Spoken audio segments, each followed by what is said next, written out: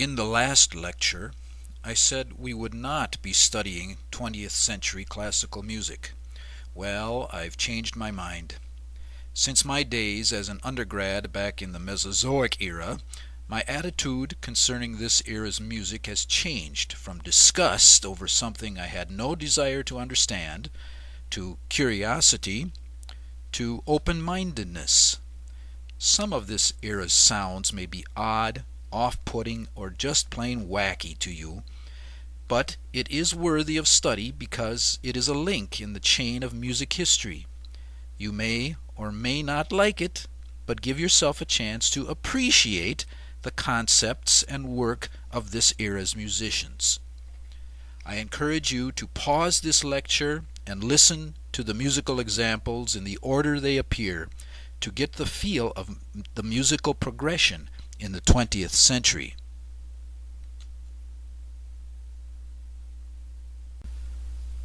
The French artist Claude Monet called this painting Marina. When asked for a clearer title, Monet called it Impression Sunrise. The painting was criticized for its lack of clarity, but gave its new name to the Impressionist school of art. The composer who captured in sound what Monet captured on canvas was also a Frenchman, Claude Debussy. His music is as timbrally colorful and dreamily suggestive as Monet's art. He used the whole tone scale to achieve an impression of his topic, to suggest rather than state clearly like Vivaldi did in Spring. Please listen to the YouTube link of Debussy's Prelude to the Afternoon of a Faun, found on your assignment page, comparing it to music of the classic era or of Beethoven. Primitivist artist Paul Gauguin was drawn to cultures less urbane than Paris. He fled to Tahiti to escape Europe and to paint scenes such as this one of two women on the beach. He longed for a simple life, and what better place to look than a tropical island? Igor Stravinsky's early career parallels in sound what Gauguin sought with paint. Listen to the opening section of The Rite of Spring on CD 3. This music was as shocking to its audience as rock and roll was to parents in the 1950s and 60s. It was certainly not what a well-mannered concert goer should be listening to in 1913. Shocking. Yet another ism was being explored by artists in the early 20th century. Expressionism, as the antithesis of Impressionism, used bold lines and brilliant color to capture feelings. This school of thought, literature, art, and music was based in Vienna, Austria, home of Sigmund Freud, father of psychoanalysis. Expressionism dealt with dark inner feelings as a reaction against Impressionism's softer take on life.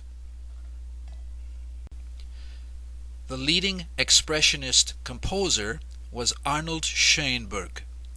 He developed a way of writing music that gave equal importance to all 12 notes of the chromatic scale, the white and black notes on a piano. This system was first called atonal because the compositions lacked a traditional tonal home. Later, Schoenberg employed instead the term pantonal, indicating all tones were of equal value. What a democratic concept! Some would say Schoenberg's music sounds equally as messy as a political democracy operates. His music was called 12-tone music, utilizing a tone row or scale that could be predetermined simply by rolling a pair of dice, not a particularly romantic method of composition. Imagine Elvis Presley singing "Love Me Tender" to a tone row. Yeah, no. Still, Schoenberg had disciples. The two most important were Anton Webern and Alban Berg. Both studied with Schoenberg in Vienna and composed in his style. As dry as 12-tone music seems, these men were more than mere musical mathematicians. Each had, as we all do, a philosophy of life that colored their work. In post-World War II Europe, Pierre Boulez carried on the compositional techniques and ideas of Schoenberg. His brand of total serialism is highly organized, yet sounds random. Pause this presentation and listen to Structures 1 on your CD. Other composers of importance during this time include the Hungarian Béla Bartók, the German Karl Orff, Dmitri Shostakovich from the Soviet Union, the Englishman Benjamin Britten, Ralph von Williams, and Gustav Holst, as well as Karl-Heinz Stockhausen from Germany and the American Milton Babbitt. Consider using one of these men as your research paper topic. So far, our study of 20th century classical music has focused on Europe.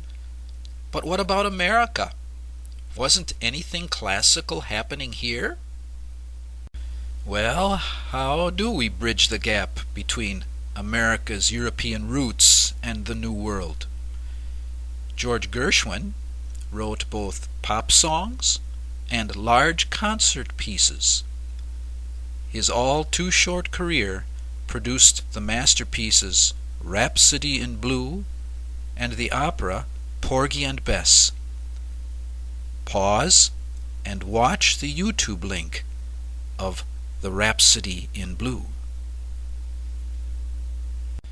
But let's take a chronological step back. The first recognized American composer of note before Gershwin was a musical amateur in the truest meaning of the word. Charles Ives made a living in the insurance business, but in his spare time he loved to write some of the strangest sounding music based in traditional harmony but put together in odd or shocking ways. Listen to Putnam's Camp, Reading, Pennsylvania, on your CD.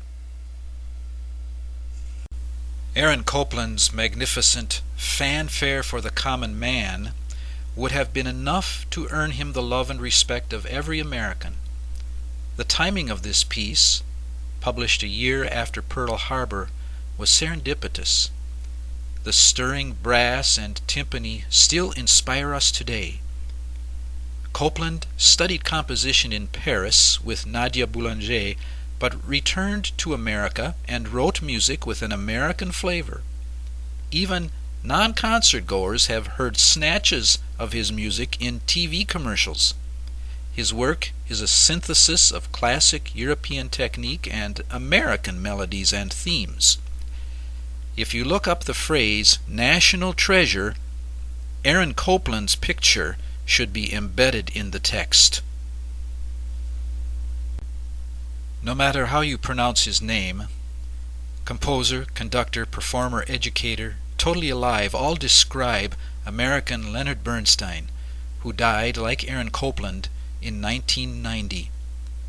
For all his accomplishments, he will be forever remembered for his music to the play West Side Story. Pause, go to the YouTube link, and listen to one or more of these songs. Seen previously, Charles Ives was the first American composer to be considered avant-garde, a French term meaning advance-garde or to be at the forefront of a movement. For many, avant-garde meant just plain weird. Who would wear such a huge necklace like this, except to shock or draw attention to yourself for attention's sake? Music also had a fling beyond Ives with the avant-garde. New technologies like tape recording and new instruments like the Moog synthesizer created new ways to produce and manipulate sound. These new musical technologies called for new ways for composers to communicate with performers. Listen to Sound Patterns by Pauline Oliveros and Sometimes by Ollie Wilson on your CD. What do you think the musical scores for these compositions look like? John Cage died in 1992, not 1922 as your text shows. In his own way, he was the most quietly radical of 20th century composers. He was born in California and was a student of Schoenberg. Listen to Sonata 3 for prepared piano, and then listen to his most famous composition, 4 minutes, 33 seconds, on the YouTube link in the Schedule and Assignments link. If you had gone to a concert featuring 4 minutes 33 seconds, would you demand a portion of the price of your ticket back? So far, our study has dealt with what is called concert music. But the concert hall is only one place to hear live music. Contemporary Englishman John Tavener, not to be confused with the 16th century English composer John Taverner, writes music for use in the Orthodox Christian liturgy. His most well-known composition was written as an elegy to a young family friend. It was also sung at the funeral of Princess Diana. A link to this haunting performance is included in your Schedule and Assignments page. Please pause here and listen to Song for Athene, as well as Out of Night on CD 3. John Tavener is one of my favorite composers. The term fusion was originally applied to the fusing of rock and jazz by trumpeter Miles Davis. Wikipedia now lists 53 different musical fusion genres, and more are being created, like acoustic rock classical, in a CD recently released by Trey Anastasio of Fish and the Scorchio String Quintet. As we go beyond the 20th century into the 21st, we are learning that musical notes of varying colors, just like people, can coexist and mingle to produce new and pleasing creations. Let us review. In the 20th century classical scene, traditional tonality of major and minor keys was expanded to include new scales like the whole tone scale and the octonic scale.